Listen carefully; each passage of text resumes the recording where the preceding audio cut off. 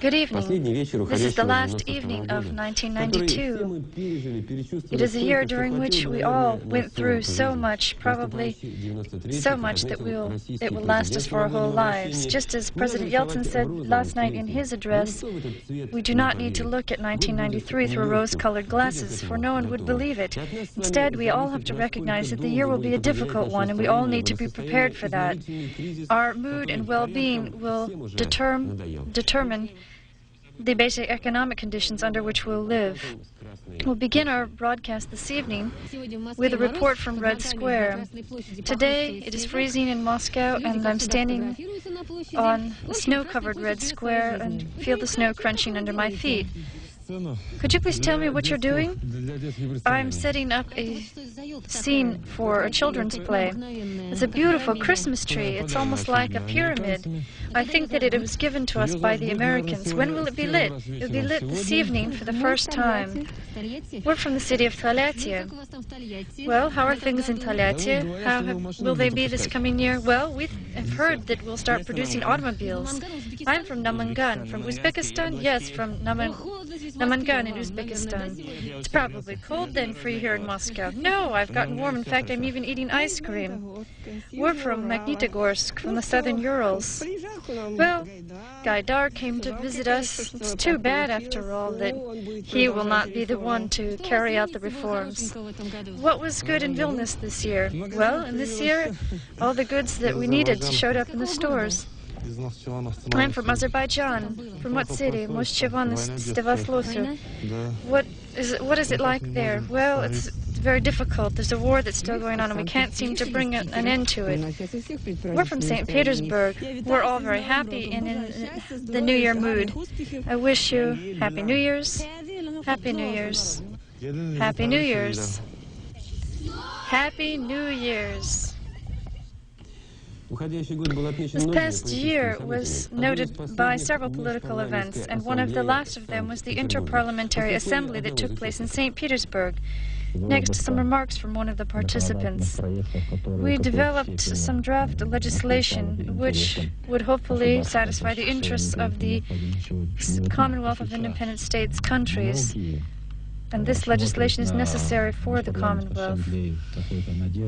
Many people seem to place a lot of hope on the Interparliamentary Assembly, and we hope that even if other states will not join in the Assembly, perhaps we will find that the work of the Assembly will more and more begin to represent the interests of our peoples. I would like to take this opportunity while speaking on Ostankino television to wish all television viewers a Happy New Year.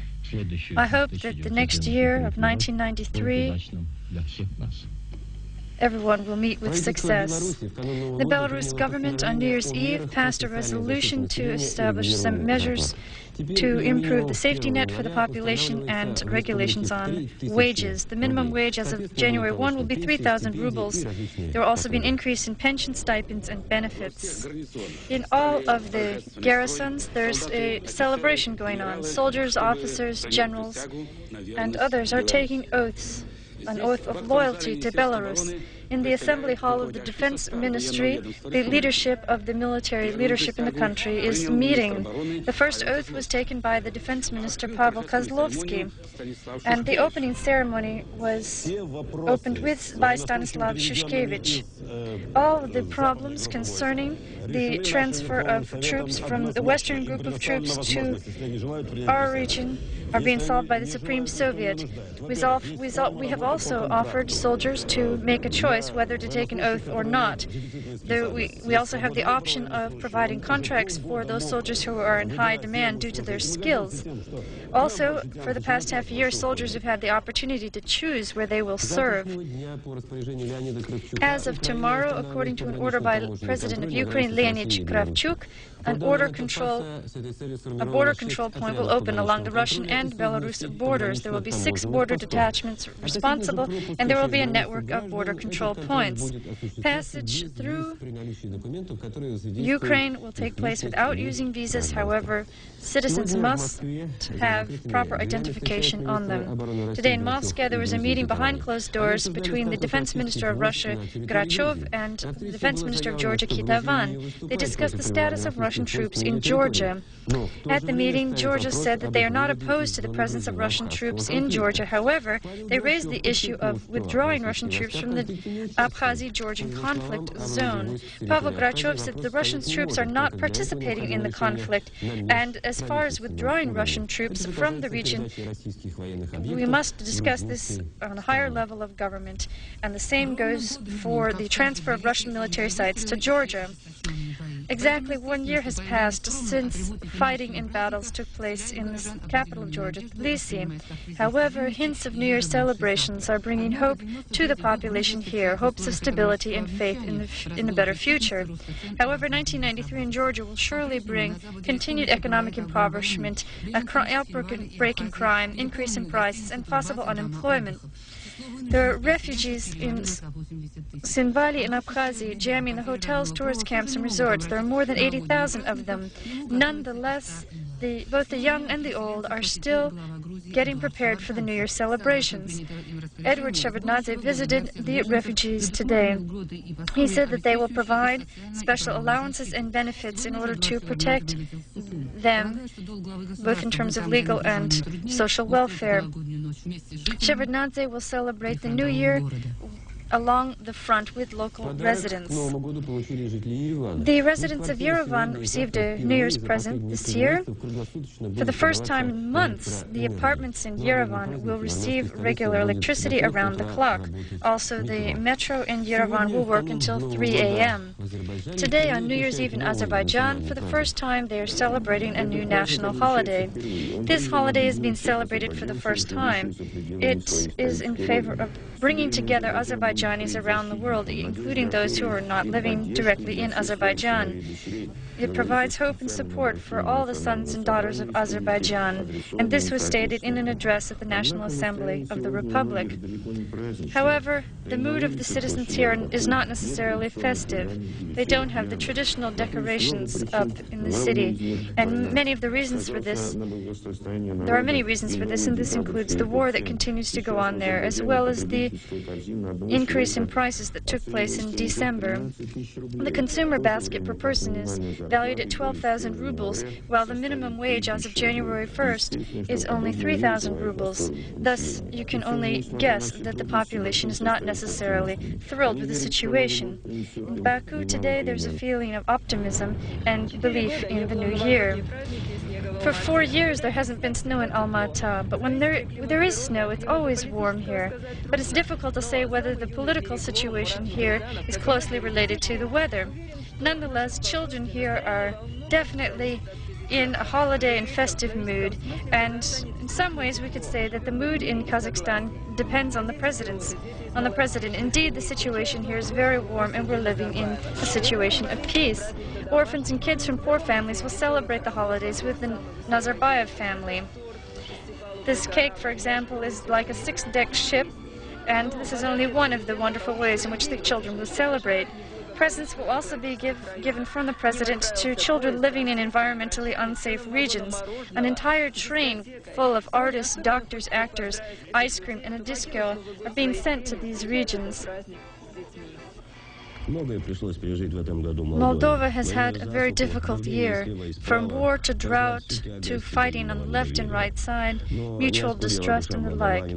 However, the Moldavian citizens have not forgotten the mood of the holiday, and they are preparing for a wonderful new year. In the village of Morazhisk, the citizens are carrying out their traditional dances, songs, and the like. The people wish everyone kindness, understanding, a wealthy harvest in this new year, well-being in people's homes, and peace for the country. They feel that all animosity should be replaced by friendship and happiness. For the entire year, the President, the Parliament, and various parties have been struggling over the fate of this village, located 300 kilometers from Moscow in the Beltovsky region, where ordinary peasant life goes on day after day. This village has experienced drought, and it is coping with almost insolvable problems. For example, how to care for the livestock when the price of feed is exorbitant and milk is cheaper than mineral water. It seems that the government is in no hurry to help out. After all, there are 2 to 3 elderly per worker that need to be fed, and children need to be cared for. But despite all the difficulties, schools and homes are being built, and the library continues to work even late into the winter evenings. Many people still have hope. The village, however, relies entirely on itself. I think that we'll get through this winter without particular problems. However, I have to say that despite the fact that prices on feed are low in comparison with fuel prices, it wouldn't make sense to decrease the number of livestock or give up on animal husbandry altogether. This simply wouldn't make any sense. Without our livelihood, there would be no sense in living. Finally, the Russian government decided to give a loan to the village in the amount of 80 billion rubles. Thus, the village life will become a little easier, and this means a little easier for all of us. The fear of Muscovites that they will wake up tomorrow morning and see astronomical prices in the stores is just a rumor. The mayor and the financial politicians say that this is not true. There will be no sharp increase in prices in January. However, this does not exclude the possibility of a creeping price increase. This will be dictated by the market. As of tomorrow, by order of the Russian government, the tariffs on railroad transportation, including that of passengers, luggage, and mail, will increase by 2-fold. In the village of Yantar, in Kaliningrad region, there is a free economic zone. However, this isn't necessarily a free region, so to speak. On Christmas Eve, Lithuania imposed a tariff of $5 for every automobile traveling into Lithuania. There was also rumors that there will be a tariff for all railroad trips passing through Lithuania. Therefore, many trips were cancelled by citizens. However, the head of the railroad, Kazimir Mikhailovich Azermanov, said that all fears have been allayed. They have met with the leadership of the district as well as the head of the railroad, and they've decided to lift all bans and not impose any tariffs. On the contrary, they decided to befriend each other and assist each other. Today, in the Moscow metro, they continue to construct some of the extensions of the Moscow lines. They're completing the line that runs from the station Otradny to the station Biberovo. 4,000 people participated in the construction of this line, and in fact they finished the project 1 year earlier than planned. Today in Odessa there's wonderful weather and we're welcoming in the new year. The slogan of Odessa today is "The Odessans of all countries unite." Odessa hopes to become a free city this year and invites all countries of the Commonwealth of Independent States to unite surrounding Odessa, particularly since this doesn't seem to be successful in Minsk. For the time being, the Odessa Santa Claus, Leshy, Snow Maiden, and Ded Moroz wish everyone a Happy New Year. I'd like to wish everyone the best so that no one would ever expect the worst in life. I hope that everyone will have the best and best success of next year. I wish everyone love. And I would like to, on behalf of everyone, wish all TV viewers and all our friends, just as we say in Odessa, so that we would all be healthy. Happy New Year! Happy New Year! Everyone serves food on Happy New Year according to their means. However, we don't think you should eat chicken this year since, after all, it's the year of the rooster. However, as for alcoholic drinks, there is a choice this year, versus in the past, like in 1940. 1914 or in 1985 when, under the Tsar and the General Secretary, they decided to declare a crusade against the green snake. There are some problems. Some people are producing false vodka or pseudo-cognac. However, from the Kursky liquor factory, the alcohol being produced has international certificate of quality and has been tested against radioactivity. They are using old recipes in this factory, and the Joint Stock Company, Union and Company, says that this liqueur has been tasted in more than 30 countries, from Sweden to Brazil. And since this upcoming year they will experience greater and greater foreign investment, we hope that in the next year we'll be able to increase the variety of alcoholic beverages by this factory. This will also increase the quality. Fashion is also in the air this season. Fashion, of course, is capricious in nature and also impulsive in many ways. Take, for example, the students of the Academy, and we're seeing some of their works demonstrated here on the scene. We won't discuss the practicality of the models here. However, we'd like to say that the firm MMM is providing a program by which these students can demonstrate the various fashions that they've designed.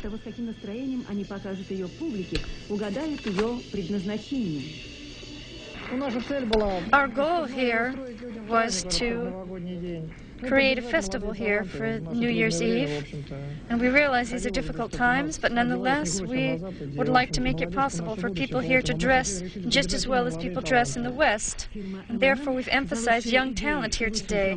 MMM is providing for the best idea and the best 3 designers scholarships of 15 to 80,000 rubles per month. Perhaps some of these students will eventually become great fashion specialists like Pierre Cardin or Vyacheslav Zaitsev. And our next report is about cartoons. 25 years after the first series of the cartoon Nu Pogodi by Vyacheslav Kostonikov and Vladimir Tiran, they're producing a new cartoon. They have hundreds of pictures of the well-known heroes, the wolf and the rabbit. What will your new series be about? Well, I don't want to spill all the beans about Nu Pogodi. However, I'd like to say that this will be a cartoon taking place on an uninhabited island where a local rabbit lives. You interrupted your work because Papanov passed away. But what will you do now? Well, many young people sent us letters and made proposals as to what we should do. Some people said that take, for example, the wolf had a toothache and his tooth was pulled out and therefore his voice was changed, and that would make it possible to invite a new cartoonist. Well, we have archives of everything that we produced before, and so we've decided that we will continue our series and we'll use Anatoly Dmitrovich's voice, and we'll do this in order to commemorate him.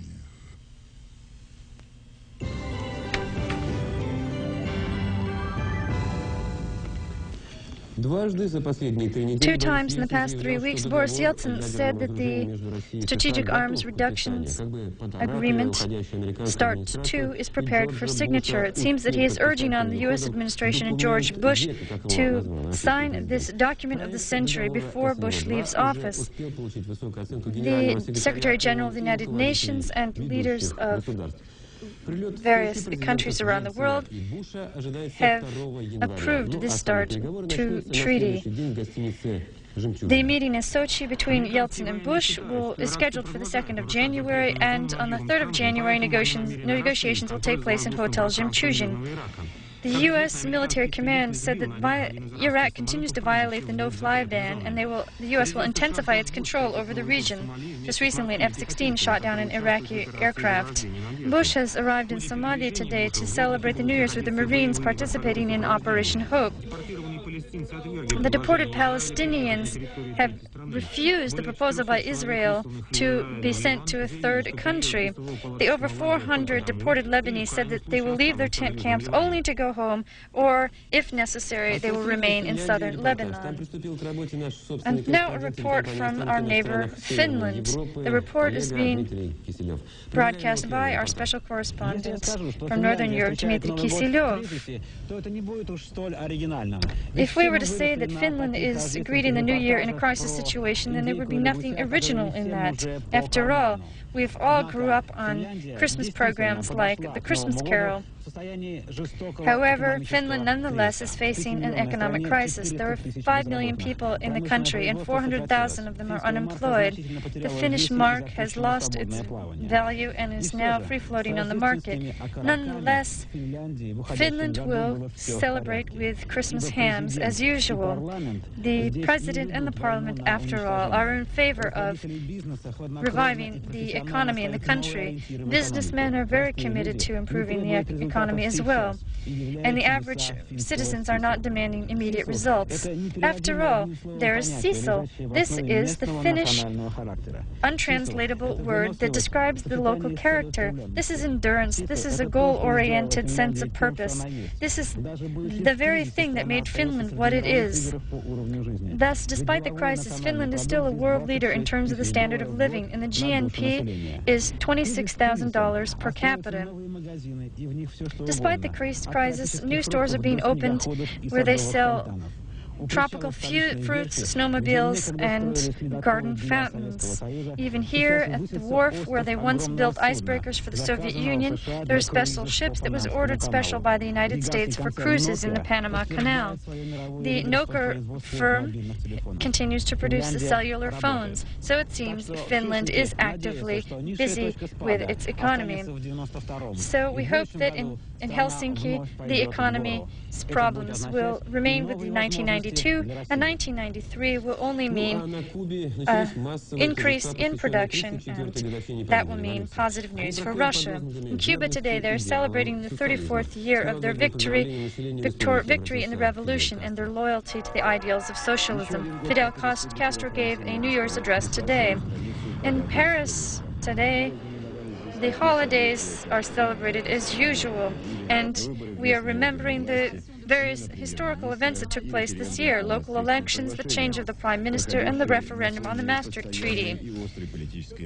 Despite the continuing political conflicts between the ruling party and the opposition, the French citizens are not that upset about the situation. They hope that indeed that there will be much hope and positive actions in the future year.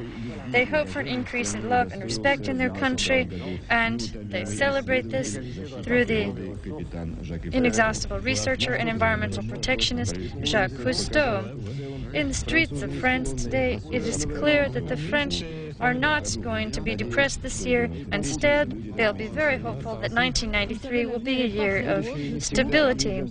The future will not always be like looking at life through rose-colored glasses. Indeed, it'll be difficult for many, but nonetheless, we should not lose hope. And French Santa Claus also thinks the same. There's so many different countries in the world and so many different ways of celebrating the New Year. In some places, there's not always evergreen trees. In Germany, they used to believe that the spirit of the forest lives in the Christmas tree and protects birds and plants. On the African continent, they use palm leaves instead of a Christmas tree, and the youth celebrate till the wee hours of the morning. In the Middle East, the larch is the most important tree, and it is often sold with its roots so that after the holidays it can be planted. In Bulgaria, New Year's is closely linked with the cornel branch, which is decorated with ribbons and paper flowers and signifies health and happiness. It's very important to have a honey torte on the table because this This, they say, will bring happiness.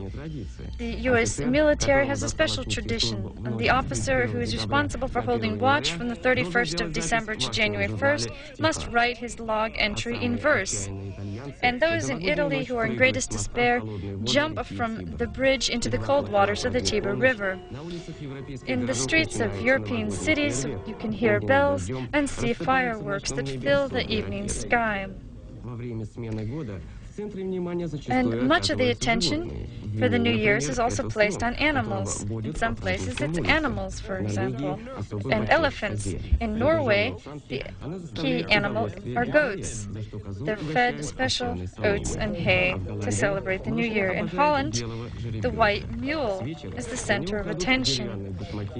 Before going to sleep, they put out their wooden shoes filled with corn and hay, and they hope that when they wake up, their shoes will be filled with special cakes. Also at the New Year, women place tremendous attention on their hairdos. And for 1993, nonetheless, the first toast must be spoken by a man. If we believe in the Christian calendar, then we would believe that the world was created exactly 75 centuries ago, after which we were all converted into sinners and saints. And if we look back at our history, then we see that life, time to time begins anew.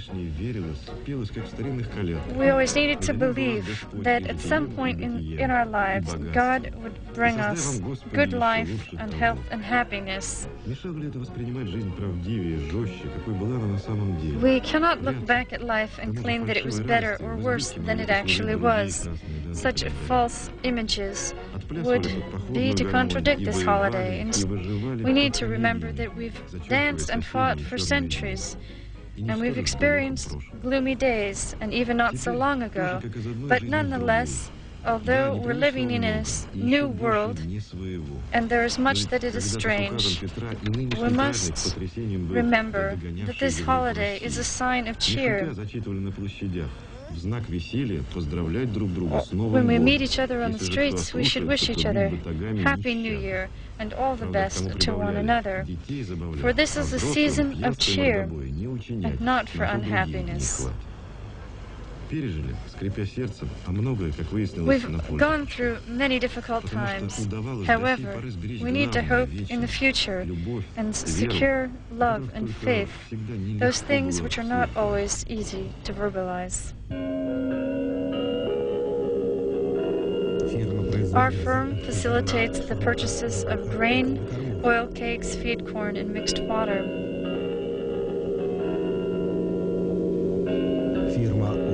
Oho Company will not let you down. Find out for yourself.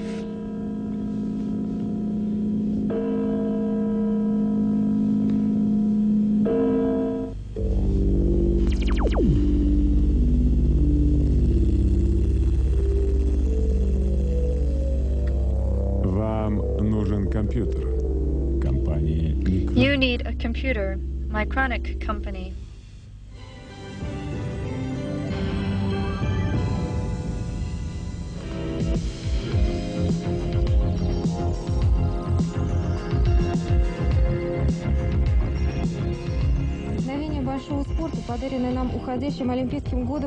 The sport year has brought us many unrepeatable victories and exciting events. Despite the fact that our life is getting tougher and tougher, sport does not change. In fact, the stars are becoming brighter and more interesting.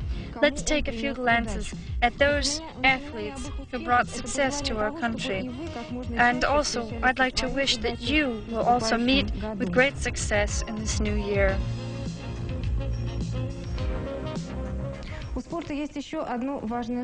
Sport also has one important property, that is, it's never stationary. Tomorrow, for example, as of the 1st of January, there'll be a special super rally called the Paris-Dakar in Paris, France. Our special correspondent, Evgeny Lukyanov, reports. This is in the exhibition center in Orléans, 100 kilometers from Paris. The registration for the participants in the 15-day trip, Paris-Dakar, is taking place. The race includes automobiles, motorcycles, and trucks. The race begins on the 1st of January and will cover 10,000 kilometers in the expanse of Africa.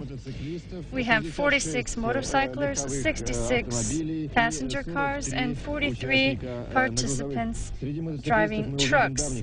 Among the motorcycles, we see Pass Victors, Petrancele, and Laporte. The vehicles will represent companies like Mitsubishi, VPR, Saab, Zenazuka, and Citroën. Arivata, a former victor, is also participating in the competition. This is all, and this is the only day in the year when I have the right to say that this is all of the sports news for this year. I wish you health and happiness.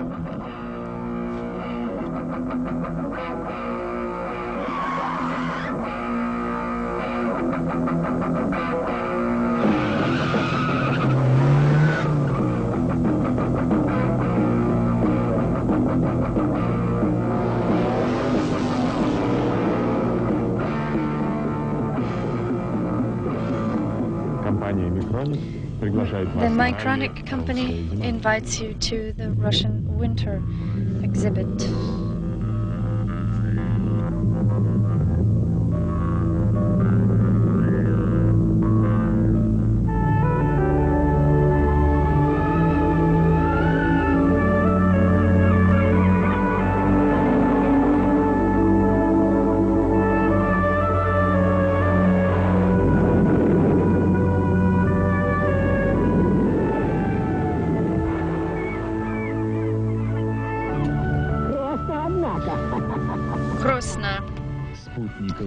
The Krosna satellite dish.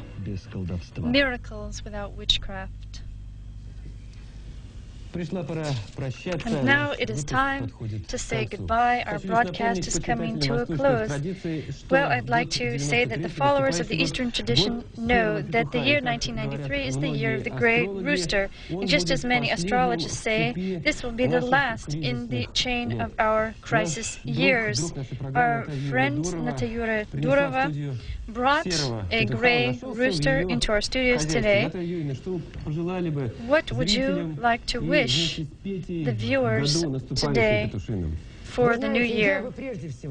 First of all, I would like to wish peace once and for all and good neighborliness. And I would like to set the symbol of the year on your hand and wish a happy new year for everyone. We hope that this new year will be better than the last. Happy New Year to you all.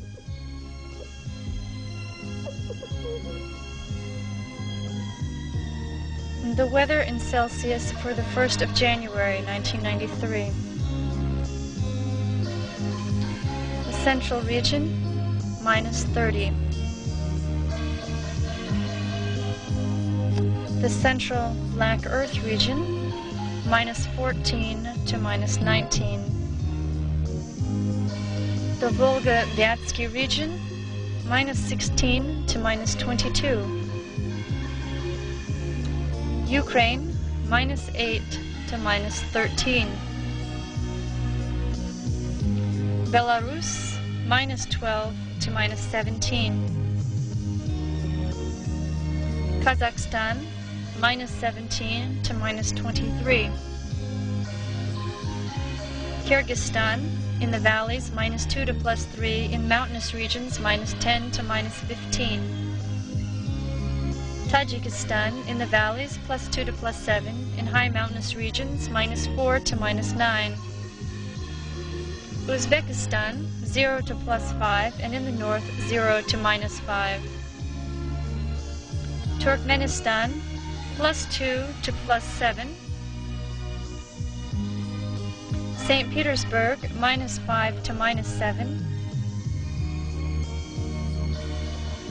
Moscow, in the evening, -20 to -22. During the day, -15 to -17.